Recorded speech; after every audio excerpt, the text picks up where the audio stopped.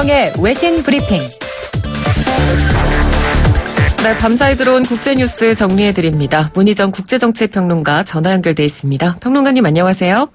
네, 안녕하세요. 네, 지난 주말 일본에서 제19호 태풍 하기비스로 인한 피해가 굉장히 컸는데요. 우선 그 소식부터 좀 전해주시죠.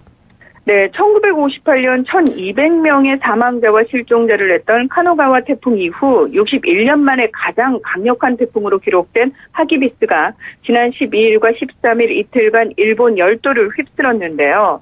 NHK 방송에 따르면 일본 각지에서 연간 강수량의 30에서 40%에 해당하는 비가 이틀간에 쏟아졌고 10개 하천의 제방이 붕괴됐으며 77개 강이 범람해서 홍수 사태가 발생한 것으로 확인됐습니다.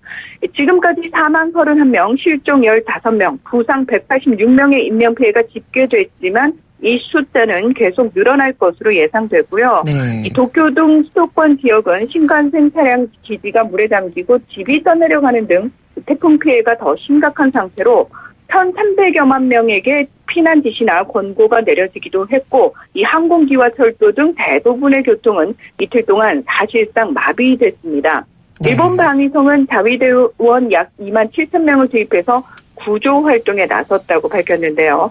한편 오늘 일본 해상자위대가 가나가와현 사가미만 해상에서 개최하려던 관함식은 결국 취소됐습니다. 그렇군요. 일본 전역에서 이렇게 막대한 피해를 입은 상황 자체도 안타깝지만 걱정되는 부분이 원전이나 방사능 유출과 관련된 사고는 없나, 이 부분이 가장 좀 궁금하거든요. 어떤가요? 네, 하필이면은 2011년 큰 사고가 발생했던 후쿠시마 원전 지역을 태풍이 지나갔는데요. 네. 이 담수화 처리 설비 그리고 다핵종 제거 설비 건물에서 8번의 경보가 울렸고요. 또 어제 새벽에는 사용 후 세슘 흡착탄 보관 시설에서 누설 검지기가 2차례 작동하는 등 무려 10번의 경보가 울렸습니다. 이 원전을 관리하는 도쿄전력은 일부는 빗물 때문에 오작동한 거고 또 세슘 보관시설 등 4건은 확인 중이라고 밝혔지만 명확한 해명을 내놓지 않는 상황이고요. 네. 또 후쿠시마 제1원자력 발전소 4고 폐기물 자루 2,700여 개가 보관돼 있던 후쿠시마현 다무라시 임시 보관소에서 이 폐기물 자루가 강으로 유실돼서 논란이 되고 있습니다. 네. 이 오염 제거 작업에서 수거한 풀이나 나무 등이 들어있던 이 자루는 한 개의 무게가 수백 킬로그램에서 1.3톤에 달하는 것으로 알려졌는데요. 이 당국은 대략 10개 정도가 회수됐고 내용물이 밖으로 흘러나오지는 않았다고 밝히고 있지만 정확히 몇 개가 유실됐는지 확인조차 되지 않고 있어서 우려와 비판의 목소리가 큰 상황입니다. 네. 오염수 유출에다가 이렇게 폐기물까지 유출됐는데 유실량까지 당국이 확인을 못하고 있다고 하니까 참 굉장히 걱정이 많이 되는 것 같습니다. 자, 이번에는 터키의 쿠르드족 공격 상황 짚어보죠. 아직도 공습이 계속되고 있다고요?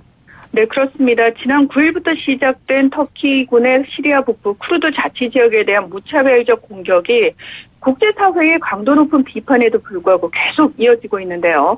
이 터키 국방부가 개전 나올 때인 12일 트위터를 통해서 성공적인 작전으로 유프라테스강 동부 라스 알 아인이 쿠르드 노동자당 PKK와 인민수비대로부터 해방됐다고 발표함으로써 이 핵심 요충지 점령에 성공했음을 알렸습니다.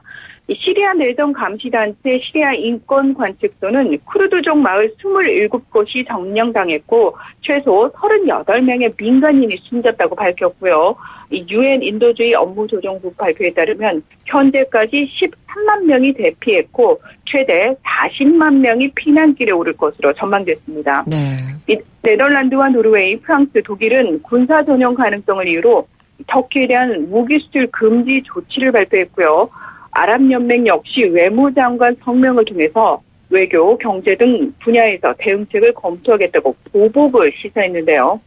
하지만 터키 정부는 온라인에서 시리아 군사작전 평화의 셈을 비판한 혐의로 500여 명에 대해 법적 조처를 하고 121명을 체포하면서 이 터키 내부 단속을 강화하고 있는 데다가 레제프 타이이프 에르도안 대통령은 좌우에서 협박이 오고 있지만 누가 뭐라 하든 우리는 절대 멈추지 않겠다면서 아랑곳하지 않는 모습입니다.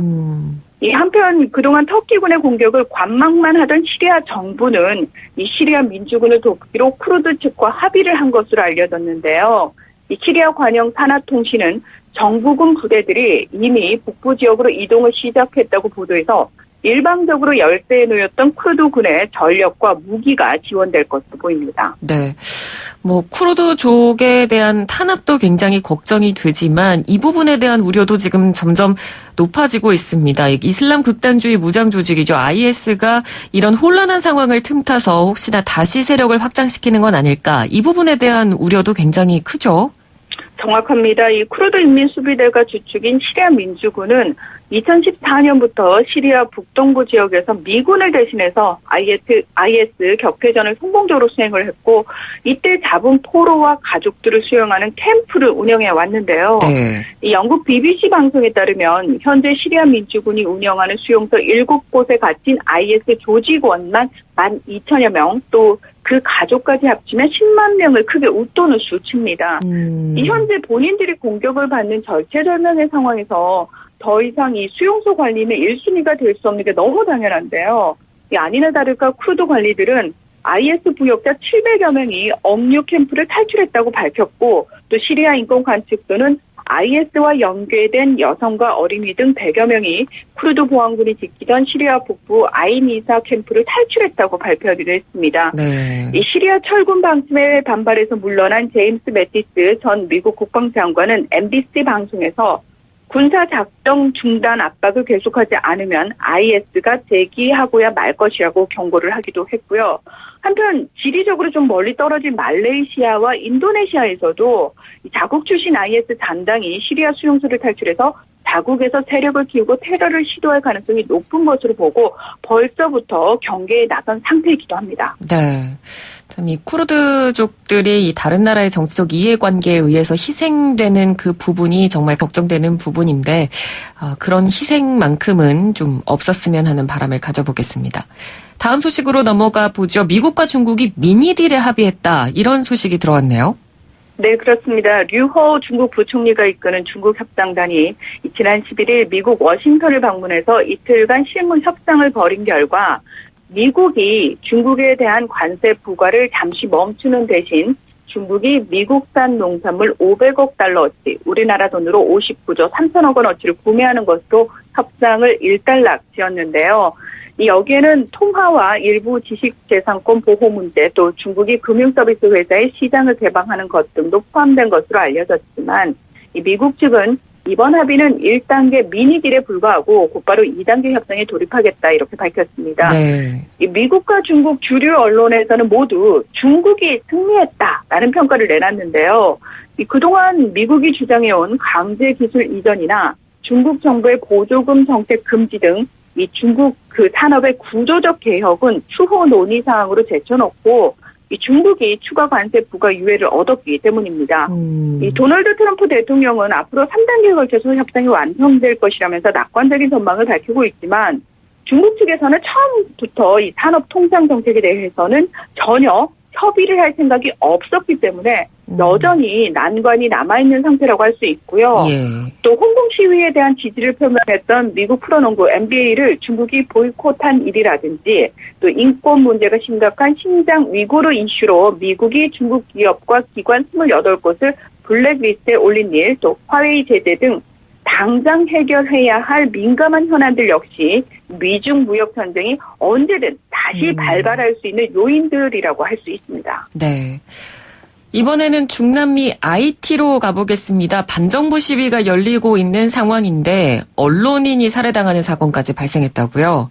네, 쿠바의 아래쪽에 있는 섬나라인 IT는 안타깝게도 2010년 IT 대지진으로 우리에게 익숙한 곳인데요. 네. 여기서 지난해 7월부터 반정부 시위가 계속 벌어지고 있습니다.